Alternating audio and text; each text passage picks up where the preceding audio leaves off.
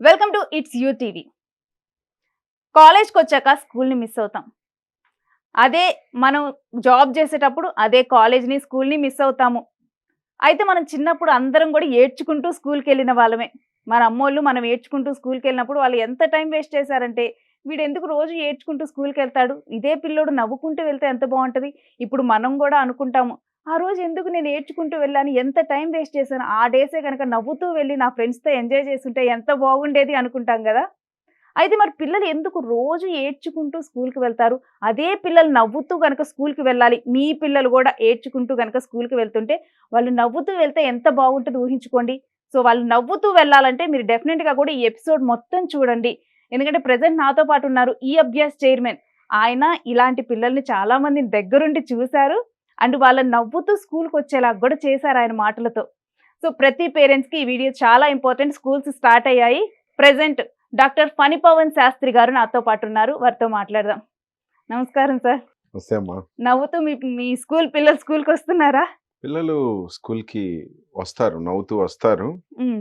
వాళ్ళు నవ్వుతూ రావడమే గాకుండా, ఆ ప్రాంతాన్నంతా గూడా పూదోటలాగా మారుస్తారు. అయితే ఇవాళ డెఫినెట్‌గా గూడా యూటీవీ చూస్తున్న పేరెంట్స్ అందరూ గూడా రేపు నుంచి వాళ్ళ పిల్లలందరూ గూడా నవ్వుతూనే స్కూల్‌కి వెళ్ళాలండి. మరి మీరు ఈ ఈ ఇంటర్వ్యూలో ఏం చెప్తారన్నది నాకైతే తెలీదు గానీ, డెఫినెట్‌గా ఇంటర్వ్యూ చూసిన తర్వాత ప్రతి పేరెంట్ గూడా మా పిల్లల్ని నేను ఇంతే హాయిగా పంపించాలి అనైతే వాళ్ళు మోటివేట్ అయిపోవాలండి. చిన్న పిల్లలు అంటే మనకి ప్రీ ప్రైమరీ క్లాసెస్ తీసుకున్నట్లయితే, వాళ్ళల్లో ఎక్కువ హఠం జేయటం, హ్మ్. తర్వాత కొంత మారాన్ జేయటము, తర్వాత కొంత ఇబ్బంది పెట్టడం అనేటువంటిది మనం చూస్తాం. హ్మ్.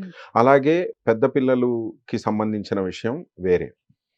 ఈ చిన్న పిల్లలు వచ్చేసరికి ఏమి అనంటే, వాళ్ళని పంపించడంలో స్కూల్‌కి ఎందుకు వాళ్ళు హఠం జేస్తారు అనంటే, చిన్న చిన్న తప్పిదాలు హ్మ్. తెలిసి తెలియక మనం ఇంట్లో చేసేటువంటి తప్పిదాల మూలంగానే పిల్లలు స్కూల్‌ని వెళ్ళడానికి హఠం జేస్తారు. ఓకే. ఈ ఈ విషయాలకి మనం మాట్లాడుకోవాలనంటే, ముందు స్కూల్ అనేటువంటిది పర్టిక్యులర్‌గా ఒక టయానికి మొదలవుతుంది. ఒక టయానికి పూర్తవుతుంది. అవును. సో, విద్యార్థిని మనము ఆ స్కూలు యొక్క టయానికి వాళ్ళని మనం ముందు ప్రిపేర్ చేయాలి. హ్మ్. అంటే ఆల్ ఆఫ్ ఎ సడెన్ రేపు సోమవారం నుంచి స్కూలుంది అని అనంగానే, ఆదివారం రాత్రి అర్ధరాత్రి దాకా మనం ఎక్కడికో వెళ్ళేసొచ్చి, హ్మ్. సోమవారం ఉదయాన్నే మనం స్కూల్ బస్ ఎక్కించాలి అనంటే గ్యారంటీగా పిల్లలు హఠం జేస్తారు. హ్మ్. అది మనము ఎల్‌కేజీ గాని, యూకేజీ గాని, ఒకటో తరగతి గాని, ఈ ప్రీ ప్రైమరీ స్థాయిలో ఉన్నటువంటి పిల్లలని ప్రిపేర్‌నెస్ అంటే రెడీనెస్ అనమాట. వాళ్ళని స్కూల్‌కి సన్నద్ధం జేయాలి. హ్మ్. రోజు పడుకునేటువంటి టైము, మరియు లేచేటువంటి టైము స్కూల్‌కి అనుగుణంగా ఒక వారం రోజుల ముందు నుంచే తయారు జేయాలి. హ్మ్. లేదా మీరేదైనా వెకేషన్‌కెళ్ళేసి వస్తే, హ్మ్. రేపొద్దున ఉన్నటువంటి స్కూల్ యొక్క టయాన్ని మనసులో పరిగణలో పెట్టుకొని, హ్మ్. మీ యొక్క స్లీపింగ్ టైము, వేకప్ టైమ్ అనేటువంటి దాన్ని హ్మ్. షెడ్యూల్ చేయాలి. హ్మ్. చాలా ఇళ్లల్లో జరిగేటువంటి అంశం ఏంది అనంటే, ఈ యొక్క ప్రిపేర్‌నెస్ అనేటువంటిది ఉండదు. ఓకే. So, first thing. రెండో విషయం ఏమి అనంటే, స్కూల్ అనేటువంటిది వచ్చేటువంటి లాభాలు. హ్మ్. అంటే స్కూల్ అనేటువంటిది వారికి జరగబోయే ఆనందాలు. హ్మ్. అంటే స్కూల్లో ఇప్పుడు మామూలుగా ఎందుకు హఠం చేస్తాడు? నేను ఇంట్లో ఉంటే టీవీ చూడొచ్చు. నేను హ్మ్. ఇంట్లో ఉంటే ఆడుకోవచ్చు. నేను ఇంట్లో ఉంటే ఫుడ్ తినొచ్చు. లేకపోతే లేకపోతే అమ్మమ్మ, తాతయ్య వచ్చారు వాళ్ళతో. గారం హ్మ్. చేయించుకోవచ్చు. ఇవి చేయించుకోవచ్చు. ఈ బెనిఫిట్స్ అనేటువంటివి నేను కోల్పోబోతున్నా. హ్మ్. అందుకని ఏం చేస్తాడు? రిగ్రెట్ చేస్తాడు దాన్ని. హ్మ్. సో, ఇన్‌స్టెడ్ ఆఫ్ థట్ మనం ఏం చేయాలి అనంటే స్కూల్‌కి ముందే మానసికంగా అది చిన్న పిల్లలా వాళ్ళకేం తెలియదు అని అనుకోకుండా, హ్మ్. "హేయ్! నువ్వు రేపొద్దున ఎళ్ళావనుకో నీకక్కడ కలర్‌ఫుల్ ప్లే ఐటెమ్స్ ఉంటాయి. హ్మ్. నీకు ఇంకా కొత్త ఫ్రెండ్స్ రాబోతున్నారు. హ్మ్. అలాగే నీకు ఒక మంచి టీచర్ గారు రాబోతున్నారు. సో, ఎప్పుడైతే నువ్వు చాలా మంచి అక్కడ హ్మ్. వాతావరణం నీకు చాలా బావుంటుంది. అండ్ నువ్వు బాగా ఆడుకోవచ్చు. ఇలాంటి వానికి ఆనందకరమైనటువంటి విషయాలు జరగబోతున్నాయి. హ్మ్. అంటే నువ్వు హోప్ చదువుకోబోతున్నావు. ఇవ్వటం వాళ్ళకి. ఆ! సో, వాళ్ళకి ఆ జరగబోయేటువంటి లాభాలు అంటే హ్మ్. నీకు ఇవి రాబోతున్నాయి అని చెప్పి ఎప్పుడైతే నువ్వు చెప్తావో గెంతులేసుకుంటూ పరిగెడతాడు. అయితే మీరు చెప్తుంటే నాకు కనెక్ట్ అవుతుందేంటంటే, జనరల్‌గా మనం వినేది చిన్నప్పుడు గూడా ఒక చిన్న ఏజ్‌లో రేపటి నుంచి నువ్వు స్కూల్‌కెళ్తావు. అప్పుడు నీకు తెలుస్తది. ఈరోజు ఇంత అల్లరి చేస్తున్నావు గదా నువ్వు.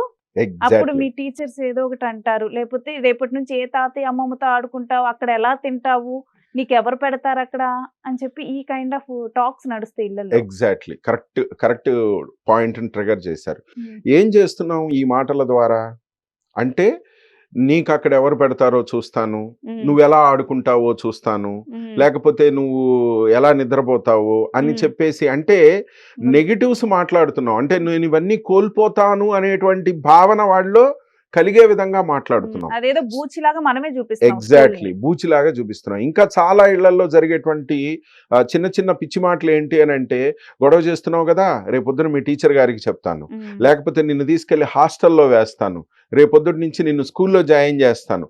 అంటే ఏం చేస్తున్నావు నువ్వు తెలియకుండా.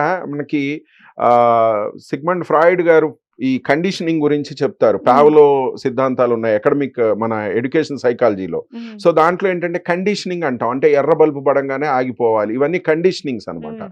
ఇలా కండిషనింగ్ ఇస్తున్నాం అంటే నేను స్కూల్ అంటే నాకు భయము, స్కూల్ అంటే అదొక తిహార్ జైలు, స్కూల్లో అందరూ రాక్షసులు ఉంటారు. ఈ మైండ్ సెట్ ని ఎక్కడ ప్రిపేర్ చేస్తున్నాం మనం? ఇంట్లో చిన్న చిన్న విషయాలు, నువ్వు అన్నం తినవా మీ టీచర్ గారికి చెప్తా, లేకపోతే నువ్వు గొడవ చేస్తున్నావా నేను రేపు స్కూల్కి పంపిస్తా. సో ఈ మాటల వల్ల ఏమవుతుందని అంటే పిల్లవాడు స్కూల్ని ఒక పనిష్మెంట్ ఏరియాగా భావించడం జరుగుతుంది. సో ఈ మాటలు ఇంట్లో మాట్లాడకూడదు. పేరెంట్స్ రైట్ వేలో వాళ్ళ పిల్లలకి ఈ ఇప్పుడు ఏదైతే నెగిటివ్ గా మాట్లాడుతున్నారో దాన్ని పాజిటివ్ గా ఎలా టీచ్ చేయాలి? సో ఇక్కడ ఏం జరుగుతుంది, ఇవే మాటలు చెప్పండి. ఎలా చెప్పండి? నాన్న నువ్వు లేటుగా లేస్తే నీ స్కూల్ బస్ మిస్ అయిపోయి నువ్వు బస్సులో హాయిగా పాడుకుంటూ రైమ్స్ పాడుకుంటూ వెళ్ళేటువంటి టైంని నువ్వు మిస్ అవ్వబోతున్నావు, నీ ప్రేయర్ టైంని మిస్ అవ్వబోతున్నావు, ఈరోజు నీ ప్రజెంటేషన్ ఉంది కదా అది మిస్ అవ్వబోతున్నావు, ఈరోజు నీకు బయటికి వెళ్ళేటువంటి పిక్నిక్ ఉంది కదా అది మిస్ అవ్వబోతున్నావు, నీ ఫ్రెండ్స్తో ఈరోజు నీకు పలానా డ్యాన్స్ క్లాస్ ఉంది కదా, మ్యూజిక్ క్లాస్ ఉంది కదా అది మిస్ అవుతావు. సో త్వరగా నువ్వు నీ యొక్క వర్క్ని ఫినిష్ చేసుకొని రేపటికి ప్రిపేర్ అవ్వు. సో అంటే ఏంటి, అక్కడ జరిగేటువంటి అడ్వాంటేజెస్ అన్నిటినీ కూడా మనం పాజిటివ్ వేలో, మీ టీచర్ గారిని నువ్వు మిస్ అవ్వబోతున్నావు, ఆవిడ నిన్ను ఎంత ఇష్టపడతారు, ఆ సార్ నిన్ను ఎంత ఇష్టపడతారు, సో నిన్ను మొన్న నాకు చెప్పారు నువ్వు బెస్ట్ చైల్డ్ అని చెప్పి, నువ్వు బెస్ట్ స్టూడెంట్ అని అంటే ఏమవుతుంది, ఓ నన్ను ఇంతమంది ఇష్టపడేటువంటి ఏరియాకి నేను వెళ్తున్నాను అన్నటువంటి పాజిటివ్ మైండ్ సెట్తో తప్పకుండా స్టూడెంట్ వెళ్తాడు. ఇంకా నేను మా పిల్లల మీద ప్రయోగించిందే చెప్తానండి మీకు. ఏం చెప్తాను అని అంటే, నా పిల్లలకి నువ్వు వర్క్ చేసుకోకపోతే నిన్ను స్కూల్కి పంపించను అని చెప్తా. అంటే నేను స్కూల్కి పంపిస్తాను అని కాదు, అంటే నేనేంది నువ్వు స్కూల్ మిస్ అవుతావు ఈ స్కూల్ని, ఈ రోజు దాకా నా పిల్లలు నేను స్కూల్కి వెళ్ళను అని చెప్పేసి అని అన్ను. సో ఏంటి అని అంటే, నువ్వు ఏదైనా పనిష్మెంట్కి ఏంటి అని అంటే ఇన్స్టెడ్ ఆఫ్ స్కూల్కి పంపిస్తాననేది భయం కాదు, ఇన్ని సౌకర్యాలు నీకు మిస్ అవుతాయి అని చెప్పేసి స్కూల్ని మనము చాలా ఉన్నతమైనటువంటి ప్రదేశంగాను, అక్కడ వీరికి కావలసినటువంటి అనేక సంతోషాలు లభిస్తాయనేటువంటి విషయంగాను ఎప్పుడైతే చెప్తామో, మనం చెప్పాల్సిన పనిలా వాళ్ళే పరిగెడతారు స్కూల్కి. అండ్ ఇంకొకటి పేరెంట్స్ బాగా ఫేస్ చేసేది ఏంటంటే, పిల్లలు ఒక ఎగ్జైట్మెంట్ తో నిద్ర లేవరు స్కూల్కి వెళ్ళాలా అని చెప్పి, లేకపోతే కొంత భయపడుతూ కూడా హోంవర్క్ చేయలేదు అని చెప్పి కూడా ఏదో ఒకట్లా భయంతో నిద్ర లేవటం ఇలాంటివి జరుగుతాయి. అదే పిల్లలు ఎగ్జైట్మెంట్ తో నిద్ర లేచి స్కూల్కి వెళ్ళాలి అంటే అదేనండి, ఇవన్నీ కూడా ఒకదానికి ఇంటర్లింక్. ముందేంటి అని అంటే, మనము పిల్లలకి కావాల్సినటువంటి ఆ యొక్క పరిసరాలని ఏర్పాటు చేయాలి. వారు రాత్రి 12 దాకా మనం పార్టీలు చేసుకొని, లేకపోతే మనం ఎక్కడో ఫంక్షన్స్కి వెళ్ళేసి వచ్చి 12 దాకా స్ట్రెయిన్ అయిపోతే ఉదయాన్నే లేవలేరు. సో దానికి అనుగుణంగా మనం ముందే ప్లాన్ చేసుకోవాలి. ఏదైనా బయటికి వెళ్ళినా కానీ సర్టెన్ టైంలోపు వచ్చే విధంగా ప్లాన్ చేసుకోవాలి. అలాగే వాళ్ళకి ఎడిక్వేట్ నిద్ర సరిపోయే విధంగా మనం వాళ్ళని ముందే ప్లాన్ చేసుకోవాలి. అంతేకాకుండా ఏంటి అని అంటే, మళ్ళీ అక్కడికే వద్దాం, మళ్ళీ ఏంటి అని అంటే, నువ్వు స్కూల్ అసలు మనము ఆ ఫస్ట్ క్రమంలోనే కొన్నాళ్ళు పాటు వాళ్ళకి జరిగేటువంటి పాజిటివ్లు మనం ఎప్పుడైతే చెప్తామో వాళ్ళకి వాళ్ళే ఆ స్కూల్ని ఎంజాయ్ చేయటం మొదలు పెడతారు. అండ్ ఇంకొకటి ఏంటంటే, పిల్లలు ఎక్కువ మొదట్లో స్కూల్కి వెళ్ళేటప్పుడు మారాన్ చేస్తారు. డెఫినెట్ గా కూడా ఎవరో ఒకరు తల్లిలో తండ్రో అక్కడ ఉండాలని చెప్పి మారాన్ చేస్తారు. అవునండి, అది ఎందుకు జరుగుతుంది అని అంటే, అక్కడ వెళ్ళినప్పుడు మనం ఎక్కడైతే స్కూల్కి వెళ్ళామో పిల్లవాడు ఏంటంటే భద్రత కోరుకుంటాడు. సో అక్కడ నీకున్నటువంటి వాళ్ళందరూ కూడా నిన్ను భద్రంగా చూసుకునేటువంటి వాళ్ళే.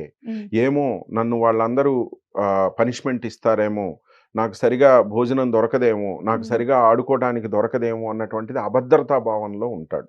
ఉమ్, సో ఈ అభద్రతా భావన అనేటువంటిది ఈ 0 to 5 ఏజ్ లోపు చాలా ఎక్కువ ఉంటుంది పిల్లల్లో. ఉమ్, సో ఈ అభద్రతా భావని పోగొట్టాల్సినటువంటి బాధ్యత ఇద్దరిది. ఉమ్, ఒకటి తల్లిదండ్రులది, రెండవది అక్కడ ఉన్నటువంటి స్కూల్ది, ఓకే. మేజర్గా స్కూల్ది. చాలా సందర్భాల్లో అనుకుంటారు ఏముంది ఏబీసీలే కదా మనకి నేర్పించేది, ఎల్కేజీ యూకేజీకి అంత పెద్ద ప్రయారిటీ ఏముంది అని చెప్పని అనుకుంటారు.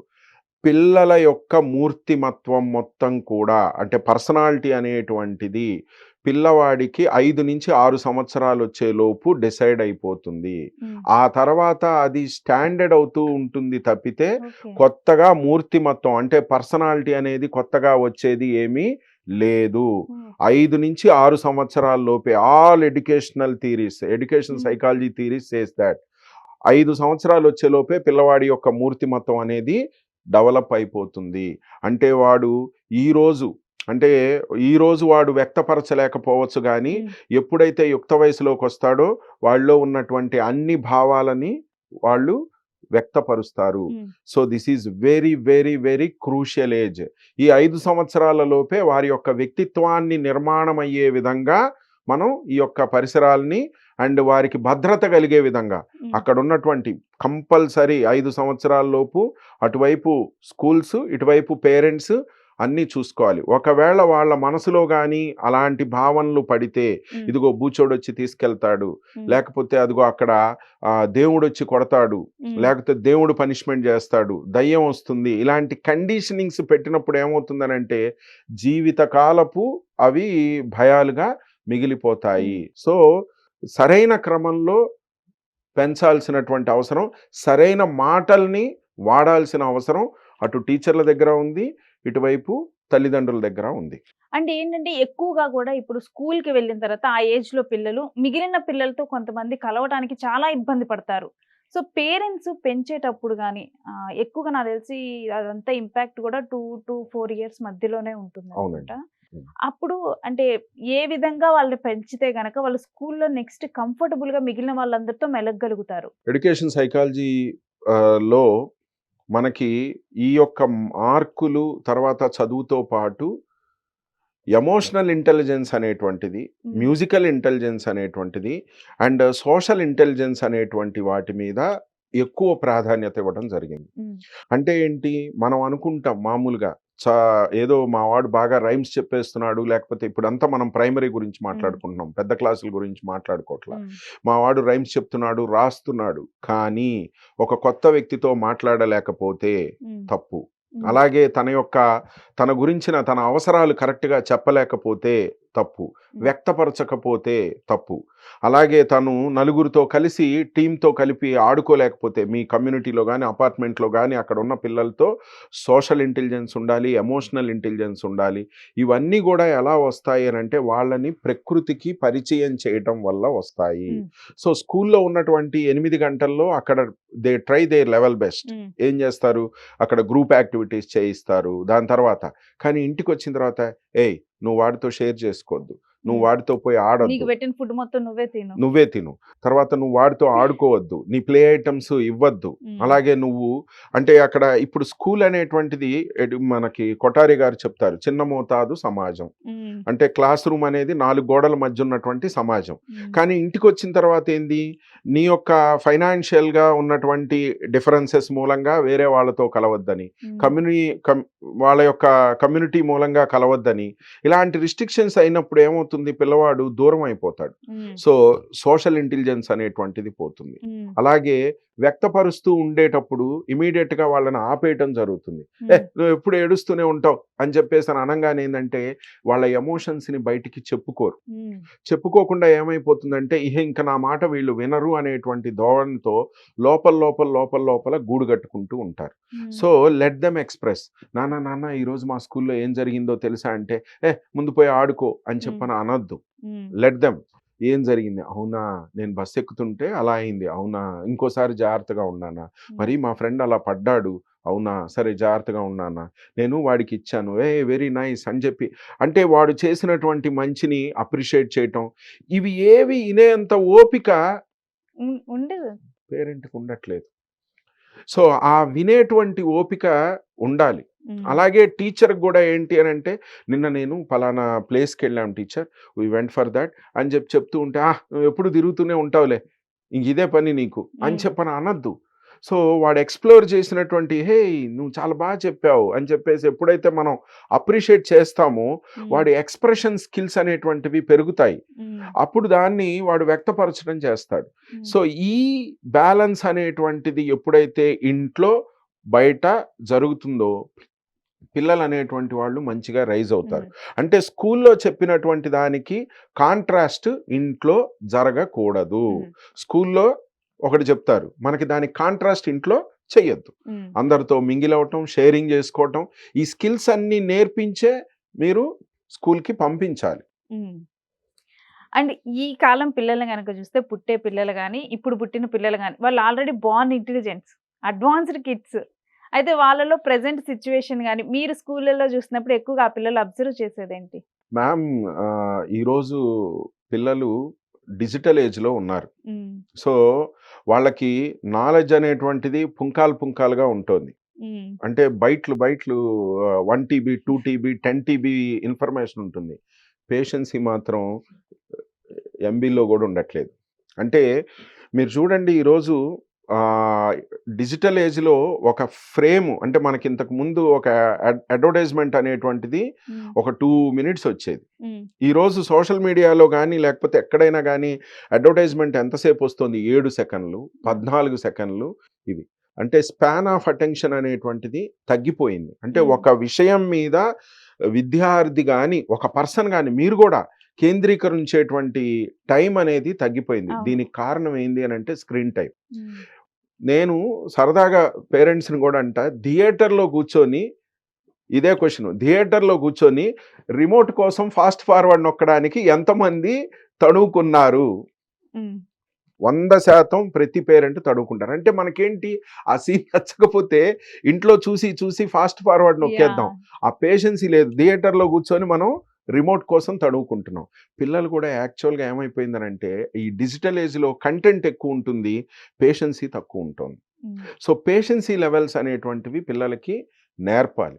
ఉమ్, ప్రతిదానికి ప్రాసెసింగ్ టైం ఉంటుంది. అంతేగాని ఇన్స్టాంట్గా వెంటనే ఇన్స్టాంట్గా ఏవి కూడా రావు. ఇన్స్టాంట్గా ఆటలవ్వవు, ఇన్స్టాంట్గా పాటలవ్వవు, ఇన్స్టాంట్గా వ్యక్తిత్వం అనేది అవ్వదు. సో పర్సనాలిటీ అనేటువంటిది గ్రాడ్యువల్గా డెవలప్ అవుతూ ఉంటుంది. దానికి ఇంట్లో స్కూల్లో ఇద్దరు కూడా సరైనటువంటి రెస్పాన్సిబిలిటీ తీసుకోవాలి. అండ్ వారి మీద సమాజం యొక్క ప్రభావం అనేటువంటిది చాలా ఎక్కువ ఉంటుంది. ఈ విషయంలో నేను చాలా గట్టిగా చెప్పాలని అనుకుంటున్నా. మీరు థియేటర్కి వెళ్ళి చూస్తే 13+ ఉన్నటువంటి సినిమాలు, 16+ ఉన్నటువంటి సినిమాలు, 18+ ఉన్నటువంటి సినిమాలకు కూడా పిల్లల్ని తీసుకొని వస్తున్నారు. ఆ 5-6 సంవత్సరాల లోపు వాళ్ళకి ఆ హింసా ప్రవృత్తి ఉన్నటువంటివి, లేకపోతే అక్కడ ఉన్నటువంటి వాళ్ళు వాడేటువంటి భాష, హార్ష్ లాంగ్వేజ్, ఇవన్నీ కూడా ఏమవుతాయంటే వారి యొక్క మనోపలకం మీద ముద్రలుగా పడిపోయి ఆ తర్వాత కాలంలో ఏందనంటే వారు దానిని కంపల్సరీ రోల్ ప్లే చేస్తారు. మీరన్నట్లుగానే మనం ఇప్పుడు సోషల్ మీడియాలో చూసినా కానీ కొంతమంది పిల్లలు సీరియల్ డైలాగులు కానీ ఏవైనా కానీ అనర్గళంగా చెప్పేస్తారు ఆ క్యారెక్టర్లకు తగ్గట్లుగా. అదేనండి. వీటి యొక్క ప్రభావం అనేటువంటిది, అంటే దృశ్య మాధ్యమాల ద్వారా జరిగేటువంటి ప్రభావం అనేది చాలా ఎక్కువగా ఉంటుంది. అలాగే మనకేంటంటే నాయకారాధన అనేటువంటిది ఉంటుంది. హీరో వర్షం అది మామూలుగా యాక్చువల్గా ఏంటంటే కౌమార దశలో ఎక్కువ ఉంటుంది. నాయకారాధన అనేటువంటిది ఉంటుంది. అంటే వాళ్ళలాగా స్టైల్గా బట్టలు, తర్వాత అవి వాళ్ళలాగా మాట్లాడటం, ఇవన్నీ కూడా నాయకారాధన అనేటువంటిది జరుగుతుంది. ఎప్పుడు కూడా అది పార్ట్. కానీ దీనిని గమనించి చెప్పాల్సినటువంటి బాధ్యత స్కూల్స్ చేస్తున్నాయి. అరే హెయిర్ కట్ మంచిగా చేసుకోండి, అలా మాట్లాడొద్దు, ఇలా చెప్తూ ఉన్నాం. కానీ ఇంటి దగ్గర నువ్వు అవే సినిమాలు చూపిస్తే, నువ్వు ఇంటి దగ్గర అలాంటి మాటలు ఉన్నటువంటి ప్రోగ్రాంలే నువ్వు చూస్తూ ఉంటే, సో ఈ ఏ ప్రోగ్రాం చూపించాలి, ఏ ప్రోగ్రాం మనం చూడకూడదు అనేటువంటి డిస్క్రిమినేషన్ ఎవరికి ఉండాలి? పేరెంట్స్. పేరెంట్‌కి ఉండాలి. ఆ పేరెంట్ ఆ డిస్క్రిమినేషన్ లేకుండా ఎలాంటి ప్రోగ్రామ్ పడితే అలాంటి ప్రోగ్రామ్‌ని పిల్లలకి చూపించటం. వీరి యొక్క హ్మ్. పర్సనాలిటీ అప్పుడు చెప్పలేడు. హ్మ్. అప్పుడు చెప్పలేడు. ఈరోజు 13 సంవత్సరాల విద్యార్థి టీచర్లని చంపేశారన్నా, హ్మ్. లేకపోతే తోటి విద్యార్థుల్ని చంపేశారన్నా, లేకపోతే ఇంకో అన్‌వాంటెడ్ థింగ్స్ జరుగుతున్నాయనంటే వెబ్ సీరీస్‌ల యొక్క ప్రభావం. అలాగే మీరు చెప్తున్నటువంటి సోషల్ మీడియాలో హ్మ్. డిఫరెంట్ న్యూస్ యొక్క ప్రభావం. అలాంటి విషయం జరిగినప్పుడు ఇంట్లో పిల్లలకి ఎక్స్‌ప్లెయిన్ చేయాలి. This is not the right way. హ్మ్. సో, ఇది కరెక్ట్ అయిన పద్ధతి కాదు. దీనికి చేయాలి. మ్యామ్ ఇక్కడ హ్యూమన్ సైకాలజీ అనేటువంటిది సిగ్మండ్ ఫ్రాయిడ్ ప్రకారం మూడిటి మీద యొక్క డిపెండ్ హ్మ్. అయ్యి ఉంటుంది. నాకు చాలా ఇష్టమైన కాన్సెప్ట్ ఇది. Id, ego, super ego. Okay. Sigmund Freud father of modern psychology. ఆయన ఏం చేస్తారు అనంటే నీ యొక్క personality id, ego, super ego. Id, ego, super super ego. Ego. మనిషి అనేటువంటి వాడు స్వతహాగా బై బర్త్ జంతు ప్రవృత్తి ఉన్నటువంటి వాడు. హ్మ్. ఇడ్. ఈ ఇడ్ ఏం చేస్తుందంటే ఎప్పుడు కూడా జంతు ప్రవృత్తితో ప్రవర్తిస్తూ ఉంటుంది. హ్మ్. అంటే ప్లెజర్ ప్రిన్సిపుల్ మీద పనిచేస్తుంది. ఆనందం. హ్మ్. పక్కనోడిది లాక్కొని ఆనందం. పక్కనోడిని కొట్టే ఆనందం. పక్కనోడిని దౌర్జన్యం చేసే ఆనందం. హ్మ్. అంటే పక్కనోడిది పీక్కు తినే ఆనందం. లేదా వాడిని హింసించే ఆనందం. ఇది జంతు ప్రవృత్తితో ఉన్నది. హ్మ్. ఇది నీలో, నాలో అందరిలో ఉంటుంది. హ్మ్. పుట్టిన ప్రతి బిడ్డలోనూ జంతు ప్రవృత్తి ఉంటుంది. ఓకే. ఇడ్, ఇగో, సూపర్ ఇగో. ఈ ఇగో అనేటువంటిది ఏంటి అనంటే కాస్త నెమ్మదిస్తుంది. హ్మ్. కాస్త నెమ్మదిస్తుంది. నో. ఇది వాళ్ళ యొక్క చదువు ద్వారా, పెంపకం ద్వారా, హ్మ్. పరిసరాల ద్వారా, ఆ యొక్క ప్రాంతం ద్వారా. మీరు చూడండి ఒక దగ్గర అన్నీ జరుగుతూ అందరూ ఒక దొమ్మి జరుగుతుందనుకో, హ్మ్. "హే! అందరూ కొడుతున్నారు గదా! నేను గూడా కొట్టేస్తానని" అంటుంది. ఆ హ్మ్. పరిసరాల ప్రభావం మూలంగా. హ్మ్. అలాగే కొట్లాటుకునేటువంటి మనస్తత్వం ఉండి, బాగా అరుపులు, కేకలు అయన్నీ ఉన్నాయనుకో, వీళ్ళలో ఆ ప్రవృత్తి అనేది హ్మ్. పెరుగుతూ ఉంటుంది. సో, ఇదేంటి అనంటే పరిసరాల ప్రభావం. అంటే గురు బ్రహ్మ, గురు విష్ణు, గురుదేవ మహేశ్వర. అంటే గురువుగారు నువ్వు ఇలా ఉండాలి. పెద్దల యందు గౌరవంగా ఉండాలి. అంటే అంటే సమాజ ఇదే కట్టుబాట్లు. సంస్కారం. సంస్కారం, ఇక్కడ సమాజ సంస్కారం. కట్టుబాట్లు ఇవన్నీ గూడా ఏం జేస్తాయనంటే మనిషిని కొంత స్థిమితం జేస్తాయి. ఏయ్! హ్మ్. పెద్దలతో అట్లా మాట్లాడగూడదు. విచక్షణ అక్కయ్యతో ఇలా వచ్చేలా. ఉండాలి. అన్నయ్యతో ఇలా ఉండాలి. ఇవన్నీ గూడా ఏంటి అనంటే విచక్షణ. కరెక్ట్ హ్మ్. మాట. విచక్షణ అనేటువంటిది ఇక్కడిస్తుంది. దీని మీద ఉన్నటువంటిది సూపర్ ఈగో. ఈ హ్మ్. సూపర్ ఈగో అనేటువంటిది ఏందంటే సుపీరియర్ పవర్. హ్మ్. సత్యం, ధర్మం, ఓకే. దేవుడు అని. పైన దేవుడున్నాడు హ్మ్. చూస్తున్నాడు. శపిస్తాడు. లేకపోతే ఇంకొకటి. అంటే ఇంకిది ఫెయిల్ అయిపోతుంది. హ్మ్. ఇదేది సమాజ కట్టుబాట్లయిపోతే, అరేయ్! దేవుడున్నాడురా పాపభీతి కలిగుండు. హ్మ్. ఆ సుపీరియర్ పవర్ ఏం చేస్తుంది అనంటే, ఈ యొక్క సూపర్ ఇగో అనేటువంటిది దీన్ని బ్యాలెన్స్ చేయటానికి హ్మ్. ప్రయత్నం చేస్తుంది. ఇది ఫెయిల్ అయిపోతే ఇదెప్పుడు గూడా అనేటువంటిది ఎప్పుడు గూడా రాజ్యం హ్మ్. ఏలుతూ ఉంటుంది. హ్మ్. సో, స్టూడెంట్‌లో ఏంటి అనంటే ఎడ్యుకేషన్ సిస్టమ్ అనేటువంటిది లేదా పరిసరాలు ఇవన్నీ ఏంటి అనంటే, ఈ ఇడ్‌ని తగ్గించి ఇగో, సూపర్ ఇగో. సో, హ్మ్. ఈ మూడిటి యొక్క బ్యాలెన్సే ఎప్పుడు గూడా మనిషి అనేటువంటి వాడు. అది అ చిన్న పిల్లోడైనా, హ్మ్. పెద్దోడైనా. అయితే మీరు చెప్తుంటే నాకొకటి గుర్తొస్తుంది. రీసెంట్‌గా నేనొక కోట్ చదివాను. తల్లిదండ్రులకి అన్నం పెట్టేలా చేసేది మీరిచ్చిన సంపద గాదు. మీరు నేర్పించిన సంస్కారం 100% అని జెప్పి ఆ కోట్ గుర్తొస్తుంది. అయితే ఇప్పుడు మనం పేరెంటింగ్ జూస్తే ఒకప్పుడు ఒకవేళ ఎవరైనా ఇద్దరు పిల్లలు కొట్టుకున్నారనుకో, వాడు కొడుతుంటే నువ్వెళ్లి టీచర్‌కి చెప్పొచ్చు గదా! ఆ కైండ్ ఆఫ్ పేరెంటింగ్ ఉండేది. ఇప్పుడు పేరెంటింగ్ వాడు కొడుతుంటే నువ్వేం చేస్తున్నావు? తిరిగి కొట్టొచ్చు గదా! ఈ కైండ్ ఆఫ్ పేరెంటింగ్. ఒకసారి డిఫరెన్స్ ఇది పాజిటివా? నెగెటివా? మరి ఈ కైండ్ ఆఫ్ పేరెంటింగ్ అనేది చెప్పండి? నెగెటివేనండి. అది 100% నువ్వు తెలియకుండా ఏం చేస్తున్నావు అనంటే తీవ్రవాదిని తయారు చేస్తున్నావు. హ్మ్. నువ్వు కొట్టిరా నేను ఉంటాను అనంటే అదే ఇడ్డుని మేల్కొల్పుతున్నావు. హ్మ్. ఇడ్డుని జాగృతం చేస్తున్నావు. ఇడ్డుకేంటి వాడు కొట్టాడు నేను గూడా కొట్టాను. సో, హ్మ్. ఇడ్డెప్పుడు ఏంటంటే తనకు కన్వీనియంట్‌గా ఉండేటువంటి దాన్ని మా నాన్నే ఒప్పుకున్నాడని చెప్పేసి ఉంటుంది. హ్మ్. కానీ నాన్న అతను గూడా వేరే బిడ్డే. హ్మ్. అతన్ని మనము దెబ్బ కొట్టకూడదు. సో, ఎందుకు కొట్టావు? అతనికి దెబ్బ తగులుతుంది గదా! అని సమాజ కట్టుబాట్ల గురించి మాట్లాడేటువంటిది హ్మ్. సూపర్ ఇగో మాట్లాడుతుంది.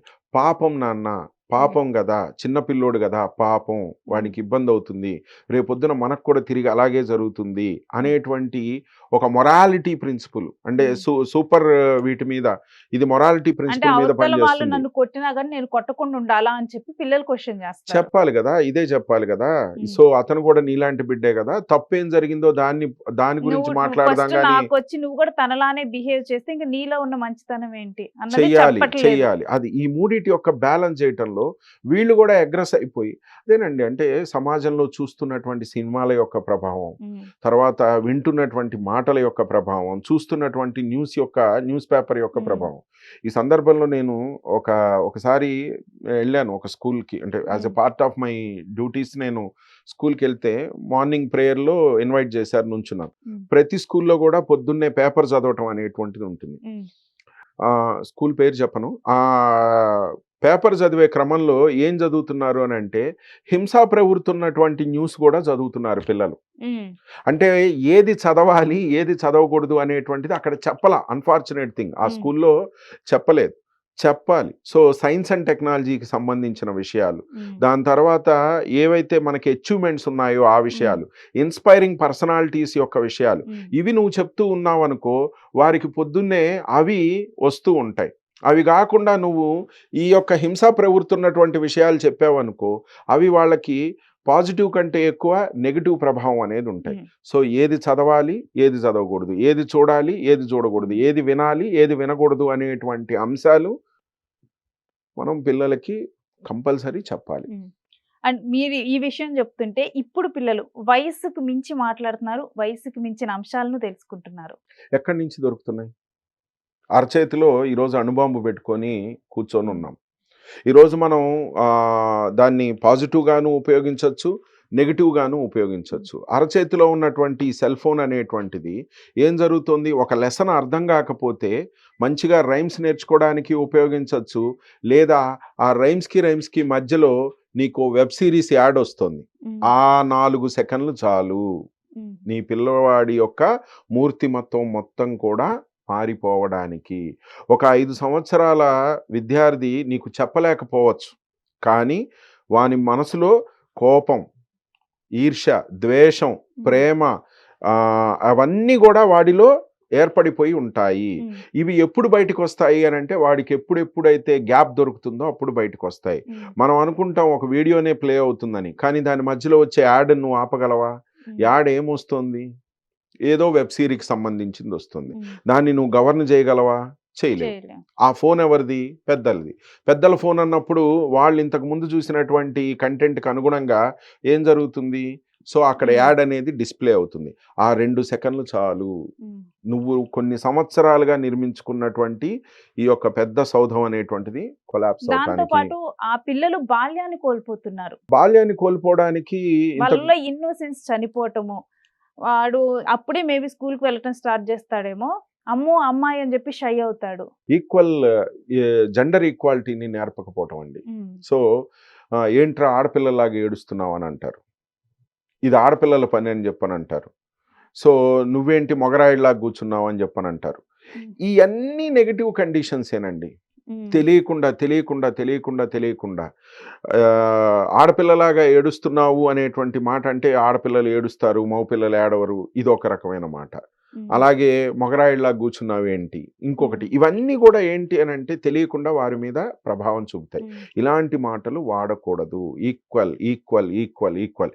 ఈరోజు 5 సంవత్సరాల లోపు నువ్వు నీ భార్య ఇద్దరు కొట్టుకున్నటువంటి విషయాలు రేపొద్దున వాడి భార్యను కొట్టడానికి, లేదా ఇప్పుడున్న కండిషన్లో ఆయన భర్తను కొట్టడానికి వాళ్ళని ప్రోద్బలం చేసినట్టే. నువ్వు మాట్లాడినటువంటి హార్ష్ లాంగ్వేజ్ అనేది వాడు వేరే వారితో, మీరు చూడండి madam, they are nothing but mirrors. నువ్వు ఎలా ప్రవర్తిస్తావో అలాగే ప్రవర్తిస్తారు వాళ్ళు. నువ్వు ఎలాంటి ఫీడింగ్ అయితే ఇస్తావో బయటికి అలాంటి మాటలే వస్తాయి.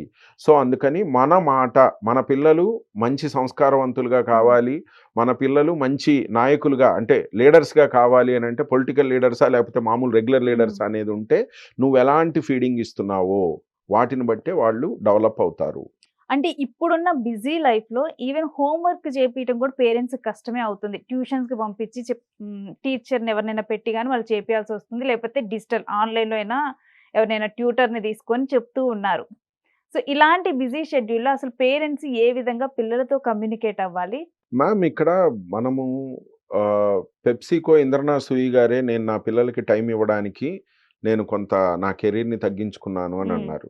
సుధామూర్తి గారు నేను నా పిల్లలతో టైం ఇవ్వడానికి నేను నా కొంత టైంని నేను తగ్గించుకున్నానని చెప్పని అన్నారు. సో నువ్వు అది ఆ మాట కరెక్ట్ కాదండి. ఏంటి మనం బిజీ లైఫ్‌లో మనం చేయలేకపోతున్నాం అనేది కరెక్ట్ కాదు. One has to give time. So one has to balance their work life and their family life. పిల్లలకి కంపల్సరీ టైము ఇవ్వాల్సిందే. ఇవ్వకపోతే ఏమవుతుంది అని అంటే తర్వాత కాలంలో వాళ్ళకి ఆ ఎఫెక్షన్ ఉండదు. నిన్న మొన్న కోడా శ్రీనివాసరావు గారు వెళ్ళిపోతూ ఉన్నప్పుడు ఒక ఇంటర్వ్యూ చూశాను. బాగా గొప్పగా అనిపించింది. ఏమన్నారు అని అంటే, నాకు రెండు బాధలు ఉన్నాయి. సరే, ఒక బాధ పక్కకు పెడదాం. రెండో బాధ ఏంటి అని అంటే, నా పిల్లల యొక్క ఎదుగుదల నేను చూడలేదు. సో నేను ఒక 20 సంవత్సరాలు పాటు ప్రతిరోజు నేను 20 గంటలు పనిచేశాను. నా పిల్లోడు ఎప్పుడు స్కూల్కి వెళ్ళాడో తెలియదు, ఎప్పుడు కాలేజీకి వెళ్ళాడో తెలియదు, ఏం జరిగిందో తెలియదు, ఆవిడే చూసుకుంది అని చెప్పి. సరే, ఆయన ఇంకో మాట కూడా అన్నాడు, ఏదో భగవంతుడి దయ వల్ల వాళ్ళు సరిగా చదువుకున్నారు, అంతా అయింది అని. కానీ అలా చదువుకోకుండా ఇబ్బంది పడినటువంటి పిల్లలు ఎంతమంది? వీళ్ళు ఒక పెద్ద సామ్రాజ్యాన్ని ఏర్పాటు చేసినా దాన్ని అందిపుచ్చుకునేటువంటి లక్షణం లేకుండా వాళ్ళు జులాయిగా మారిపోయినటువంటి పిల్లలు ఎంతమంది?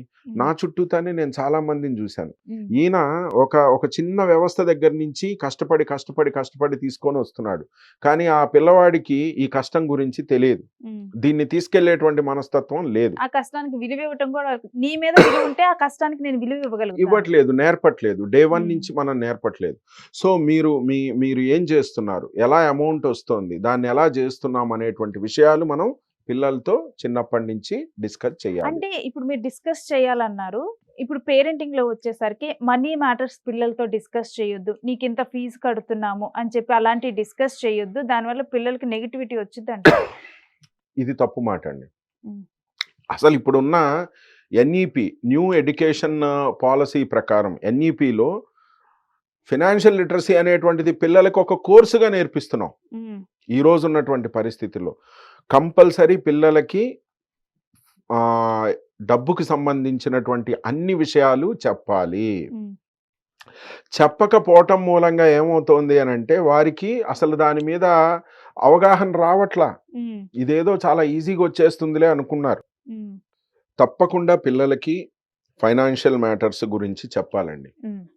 యాక్చువల్గా ఏంటి అని అంటే, న్యూ ఎడ్యుకేషన్ పాలసీలో అసలు ఫినాన్షియల్ లిటరసీ అనేటువంటి దాన్ని ఒక చాప్టర్గా, ఒక సబ్జెక్ట్గా పెట్టేసి పిల్లలకు ఒక కోర్స్ ఇవ్వడం జరుగుతోంది ఇప్పుడున్న న్యూ ఎడ్యుకేషన్ పాలసీలో. మనం పాతకాలంలో ఏందనంటే, నీకెందుకురా డబ్బుల విషయాలు, ఎందుకురా నీకెందుకు అని చెప్పేసి అని అంటాం. వాళ్ళకి ప్రతి విషయం తెలియాలి. నీ స్కూల్ ఫీజు ఎంత, నీ బస్ ఫీజు ఎంత, తర్వాత నాకు వచ్చేటువంటి అమౌంట్ ఎంత, దీనికి నేను ప్రతి నెల ఎంత ఈఎంఐ కట్టాలి, ఈఎంఐ అంటే ఏంటి, అసలు క్రెడిట్ కార్డ్ అంటే ఏంటి, ఈ అన్ని విషయాలు పిల్లలకి పూసగుచ్చినట్టు చెప్పాలి.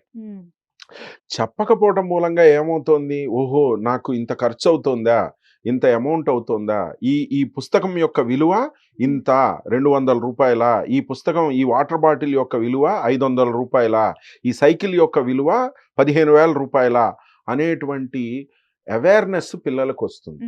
దానివల్ల ఏమవుతుంది, ఆ వస్తువుని పదంగా చూసుకోవటం మొదలు పెడతాడు. ఆ సైకిల్ ఎంతరా అంటే, నీకెందుకురా ఆ సైకిల్ ఎంత అయితే అని చెప్పని అనొద్దండి. నాన్న సైకిల్ 15,000 రూపాయలు, 15,000 రూపాయలు అయింది, సో దాన్ని జాగ్రత్తగా వాడుకో. సో నీ స్కూల్ ఫీజు ఒక 30,000-40,000 రూపాయలు అయింది, సో జాగ్రత్తగా వెళ్ళు.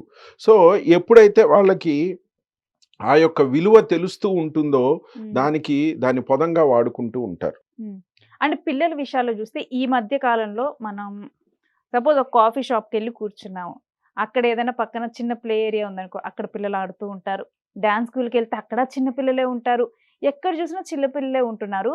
వీళ్ళకి ఏమవుతుందంటే, మార్నింగ్ ఒకటి, తర్వాత స్కూల్, సాయంత్రం వస్తే ఇంకో యాక్టివిటీ, పొద్దున లేచి అసలు లేవటమే యాక్టివిటీ కోసం లేస్తారు. ఆ కైండ్ ఆఫ్ ఎన్విరాన్మెంట్ కూడా ఉంది పిల్లల చుట్టూ.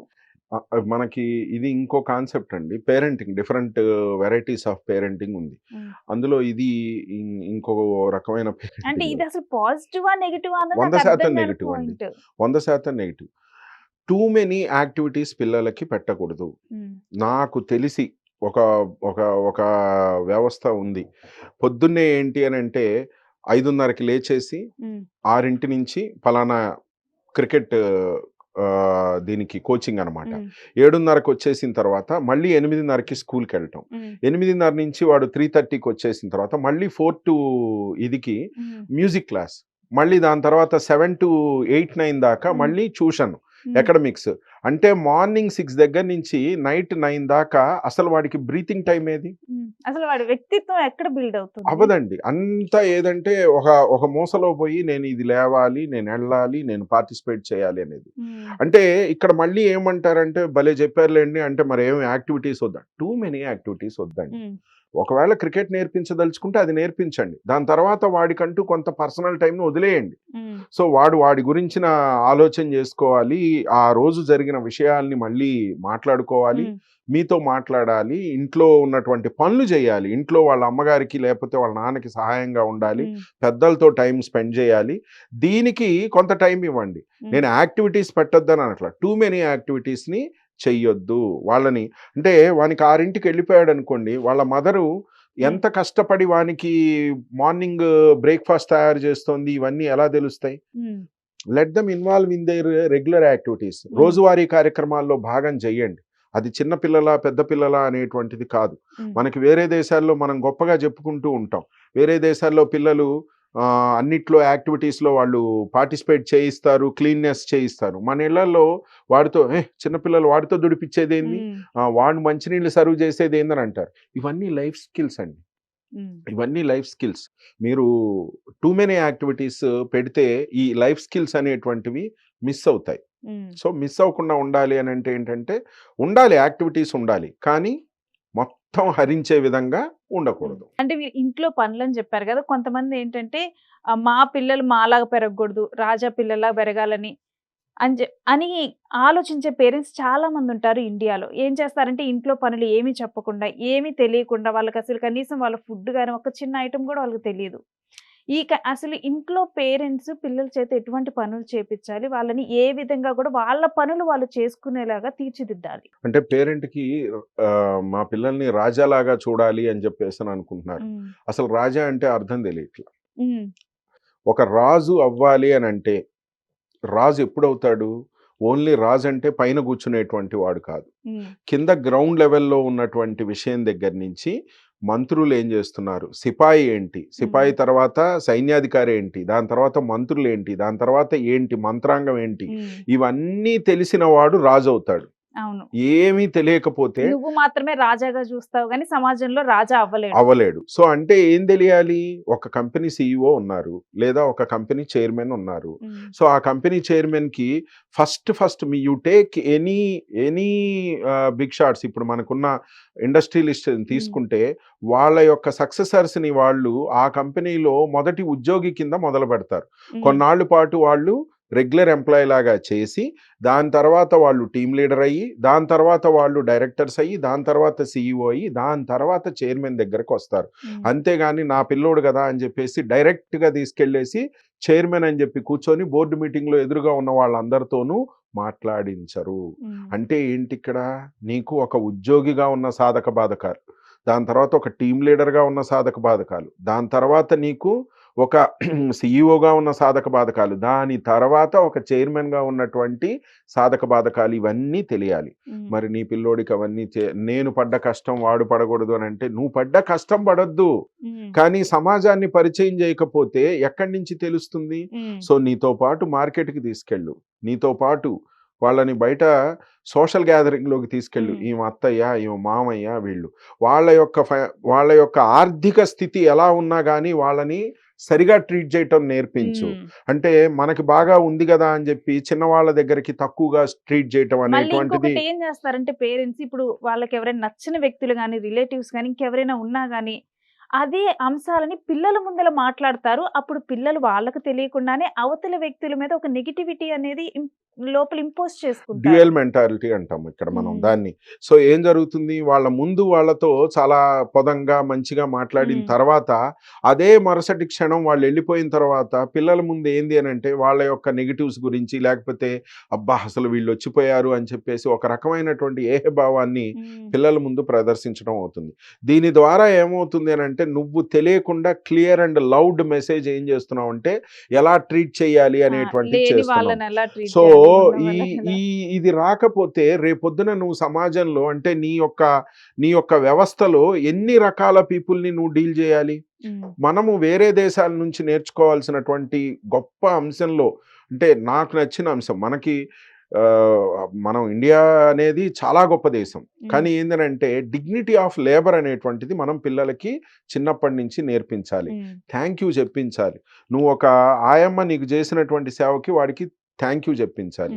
నిన్ను తీసుకెళ్ళినటువంటి బస్ డ్రైవర్కి థ్యాంక్ యూ చెప్పించాలి. నీకు చెప్పినటువంటి టీచర్కి థ్యాంక్ యూ చెప్పించాలి. నీ ఇంట్లో ఉన్నటువంటి మెయిడ్కి థ్యాంక్ యూ చెప్పించాలి. సో ఎప్పుడైతే ఆ ఎంపతి అనేటువంటిది క్రియేట్ చేస్తావో అన్డౌటెడ్లీ నువ్వు ఒక అద్భుతమైనటువంటి సిటిజన్ని తయారు చేస్తావు. మీరు డిగ్నిటీ ఆఫ్ లేబర్ అంటే నాకు అనిపిస్తూ ఉంది ఏంటంటే, ఇప్పుడు ఏదైతే పిల్లవాడు మాస్టర్స్ కోసం యుఎస్ అబ్రాడ్ ఏదో కంట్రీకి వెళ్ళిపోయి హోటల్లో పనిచేసి లక్షలు పంపిస్తే మా పిల్లోడు డబ్బులు పంపిస్తున్నాడు అని చెప్పి చాలా ప్రౌడ్గా చెప్పుకునే పేరెంట్సే అదే ఎడ్యుకేషన్ కోసం ఇక్కడ పార్ట్ టైంగా ఎక్కడైనా పని చేస్తే మాత్రం ఎన్ని తిట్లు తిడతారంటే అన్ని తిట్లు తిడతారు. చుట్టూ ఉన్న వాళ్ళు కూడా అదే చెప్పుకుంటారు. మేబీ మీరు అన్నట్లు నెక్స్ట్ జనరేషన్కి లేకపోతే ఈ జనరేషన్ ఈ పిల్లలు జాబ్స్ చేసే టైం కన్నా అది మారాలి. ఆ డిగ్నిటీ ఆఫ్ లేబర్ అనేది ఇండియాలో కనపడాలి. అది మనం ఇంట్లో మొదలు పెట్టాలి. అది డెఫినెట్ గా కూడా ప్రతి పేరెంట్ దానికి ఈ రోజే పునాది వేయాలి మీ ఇంట్లోనే. సో మనకి చుట్టూతా కనపడే మన రోజువారీ జీవితంలో కనపడే నేను నా పిల్లలతో చేయిస్తా. సో మాకు జిహెచ్ఎంసీ ఎంప్లాయీ వచ్చారనుకోండి, వారికి నేను మంత్లీ ఒకసారి థ్యాంక్ యూ చెప్పిస్తాను పిల్లలతో. అలాగే మేము ఎక్కడికి వెళ్ళినా ఒక బార్బర్ షాప్కి వెళ్ళినా థ్యాంక్ యూ అంకుల్ అని చెప్పేసి వస్తాం. అలాగే మాకు ఒక డాక్టర్ అక్కడ నర్సు చేశారనుకోండి, థ్యాంక్ యూ సిస్టర్ అని చెప్పేసి వస్తాం. సో దీని ద్వారా ఏమవుతుంది అంటే ఇవన్నీ కూడా ఉదాత్తమైనటువంటివే, చాలా గొప్ప పనులే అనేటువంటిది అవుతుంది. అది కానప్పుడు ఏం జరుగుతోంది అని అంటే ఎందుకు నేను రోజు డ్యూటీ అయిపోయిన తర్వాత మా డ్రైవర్కి థ్యాంక్ యూ అని చెప్పేసి చెప్తాను. సో ఎందుకు అంతా వ్యవస్థ అంతా కలిస్తేనే అందరూ కలిస్తేనే వ్యవస్థ అనేటువంటి ఒక సోయ పిల్లవాడికి కలగాలి. అది ఎవరు నేర్పాలి? నువ్వు నేర్పాలి. ఈక్వల్గా మొత్తం అందరికీ ఒకే రకమైనటువంటి భోజనాలు, ఒకే రకమైనటువంటి పరిస్థితి, ఒకే రకమైనటువంటి భావజాలం ఎప్పుడైతే నువ్వు ఇంట్లో నుంచి నేర్పుతూ ఉంటావో అద్భుతమైనటువంటి నువ్వు అనుకున్న చక్రవర్తి తయారవుతాడు. మా పిల్లోడిని మేము చాలా ఉన్నతంగా చూడాలి అని అంటే డబ్బుల్లో కాదండి ఉన్నతం. దాన్ని ఎక్కడ చూడాలి అని అంటే సంస్కారంలో చూడాలి. నేను పేరు తీసుకొని మరీ చెప్తాను. నాకు ఐఎమ్ ఫార్చునేట్ ఎనఫ్ నేను వరప్రసాద్ రెడ్డి శాంతా బయోటెక్ వరప్రసాద్ రెడ్డి గారిని గత 5 సంవత్సరాలుగా వారితో దగ్గరగా ఉండేటువంటి అవకాశం కలుగుతోంది. కొన్ని వేల కోట్ల టర్నోవర్ చేసినటువంటి ప్రపంచవ్యాప్తంగా గుర్తింపు ఉన్నటువంటి వ్యక్తి. కానీ వారి సంస్కారం ఎంత గొప్పది అని అంటే మనం నమస్కారం పెడితే నీకు కూడా నేను నమస్కారం పెడతా అంటారు. నేనేమి చాలా గొప్పవాడిని కాదని అంటారు. అసలు ఏంటి అని అంటే అణువణువున సంస్కారం నిండినటువంటి పరిచయం. ఏదైనా కార్యక్రమం జరిగితే ముందు పిల్లల్ని తీసుకురండి, పిల్లల్ని చూపించండి, పురాణ కాలక్షేపంలాగా లేకపోతే ఇంకోటిలాగా పెద్దలు కాదు అని చెప్పని అంటారు. అంటే వారు చేసేది అంటే చిన్న పిల్లల దగ్గర నుంచి అవ్వాలి అనేటువంటిది. అలాంటి వారిని చూసి మనం ఇన్స్పైర్ అవ్వాలి.